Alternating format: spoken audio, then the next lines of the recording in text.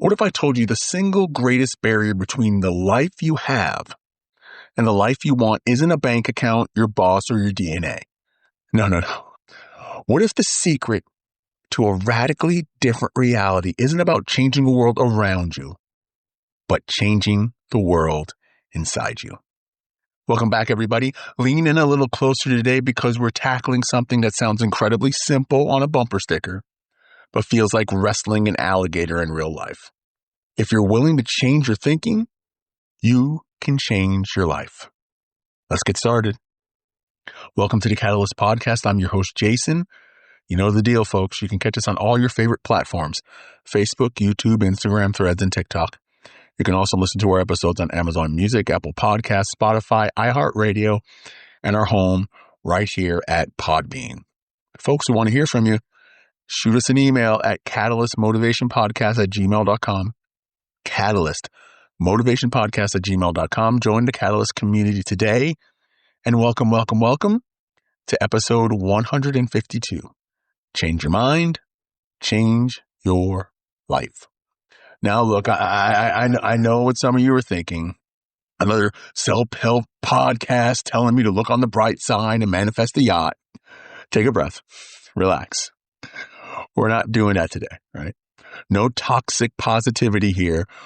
But what we are talking about is gritty, honest, scientifically proven rewiring of the machinery between your ears. It's about recognizing that your mind is a narrator. And sometimes that narrator is a flat out fucking liar. That's right. I said it. Yep. Now, let's get real, right? We like to think we see the world exactly as it is, right? We think we are objective judges of reality, but we all know the truth. We're not. We see the world through a lens of our own assumptions. Let me give you a window into my own messy life, okay? All right, so a few months ago, I accidentally poured my mushroom beverage and opened my laptop, and there was an email from my manager that just said 5 words.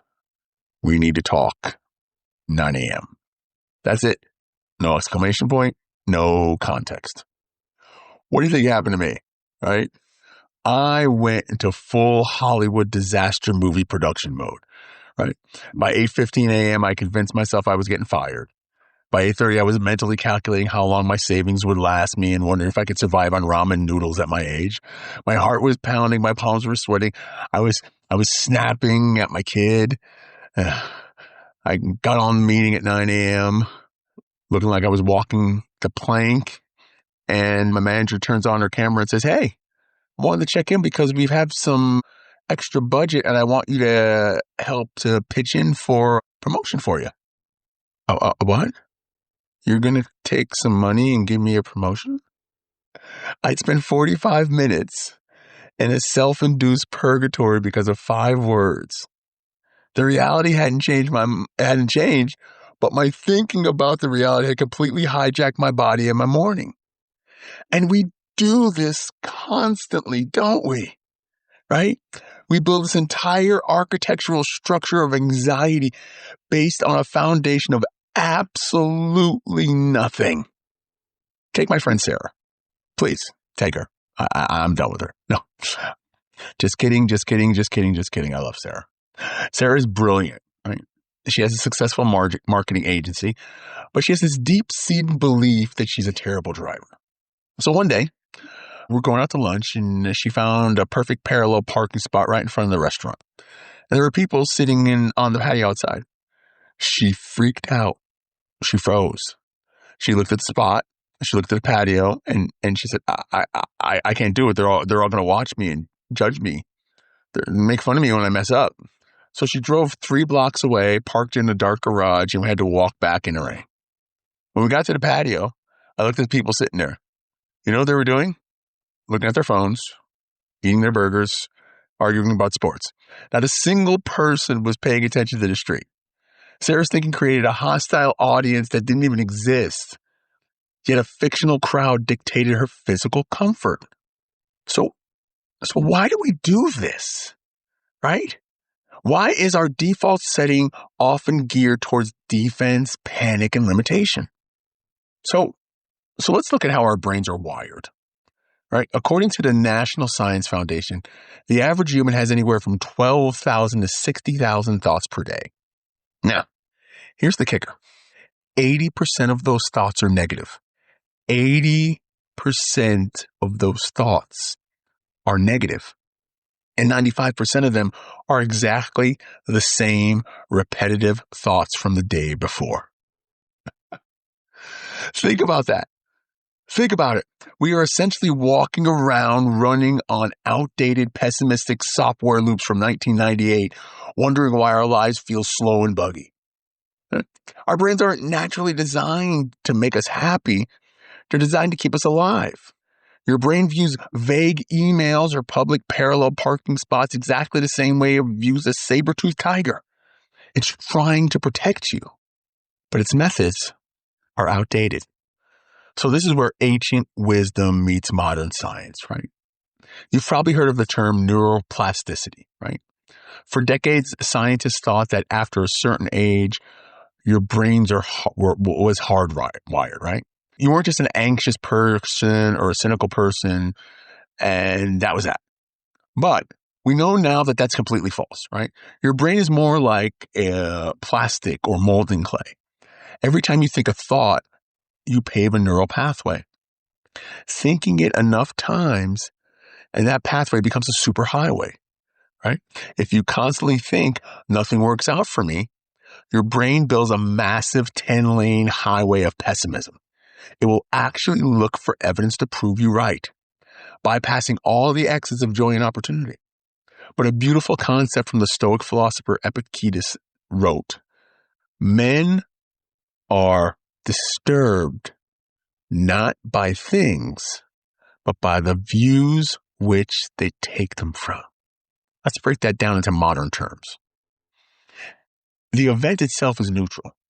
The email is neutral. The parking spot is neutral. It's the story you tell yourself about the event that creates your suffering or your success. People, when you realize that you are the author of that story, everything changes. You stop being a passive victim of your circumstances. You start becoming the architect of your experiences. Now, I want to be clear.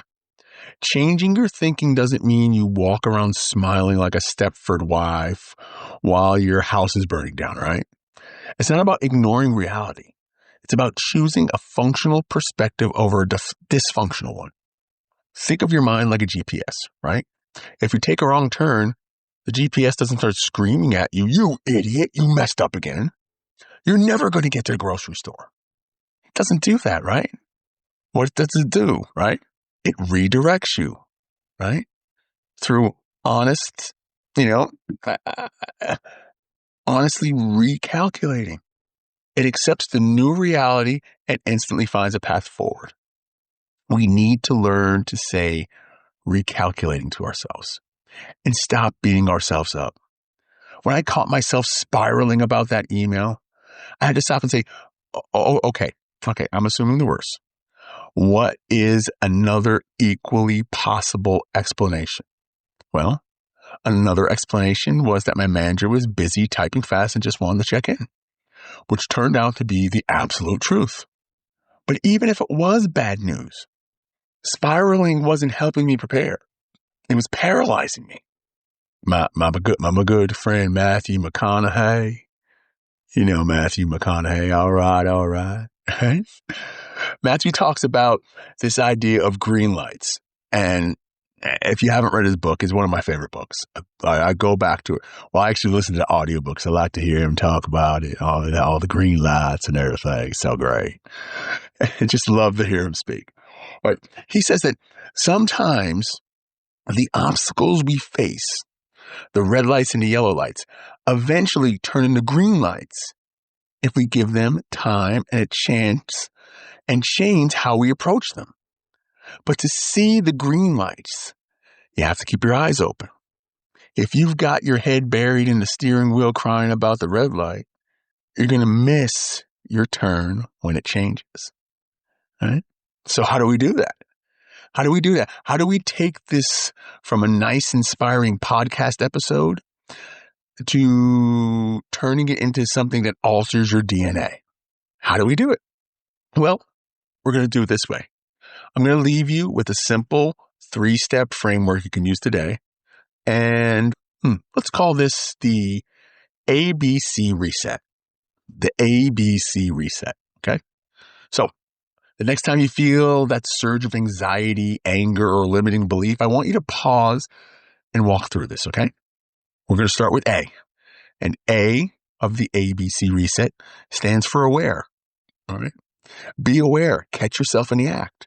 When you feel your chest tightening or your mood drop, say it. Say it aloud or say it in your head. I'm having limited thoughts right now. I'm having limited thoughts right now. Don't judge it. Just label it. You can't change a thought you aren't aware of having. Think about that. All right. The B of ABC stands for breathe and bracket. Right? Take one deep grounding breath, then bracket that thought. Imagine putting parentheses around it, right? Acknowledge that the thought is just data and not a direction. It's a suggestion from your brain, but it's not the absolute truth. Okay? Finally, the C of the ABC reset stands for choose a new narrative. Ask yourself the magic question. What is a more useful story I can tell myself right now? What's a better story? Right? So let's practice it. Okay? Let's do it. Let's practice it. Okay? All right? Here we go. This is your thought. I'm going to fail this presentation tomorrow. I just know it. Aware. A.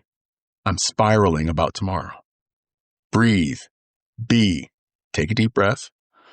This is just my brain being scared. Choose. C. I've prepared for this. And even if I stumble, I'm capable of handling it. And it will be a learning experience. Notice the shift. You didn't lie to yourself, right? You didn't say, I'm going to be the greatest presenter in human history. You just shifted the narrative from a dead-end street to an open road. My friends, listen, changing your life isn't about massive cinematic overhauls, right? It happens in the quiet, microscopic moments of your day. It's the choice to challenge the old, dusty thoughts that's been renting space in your head for free and flipping them. Because guess what? You are not your thoughts. You are the one listening to them. And you have the power to change the channel. So change the channel. Be gentle with yourself this week. Because this practice is not perfect. The next time your mind tries to tell you a story that makes you feel small, pause, breathe, and remember who holds the pen. People, thank you so much for spending time with me. If this episode spoke to you, share it with someone who might need a little narrative shift today. And as always, just keep showing up. The world needs you, and we appreciate you. Please like and subscribe to our podcast for more motivational content. Follow us on Facebook, YouTube, Instagram, Threads, and TikTok for even more inspiration. And don't forget about our book, The Ways of Compromise. That's right, The Ways of Compromise. It's out now. You can get it on digital. You can get it on paperback. Go check it out. We'd really appreciate it. And thank you. Thank you so much for joining us for episode 152. We look forward to seeing you next time for episode 153. Go be great.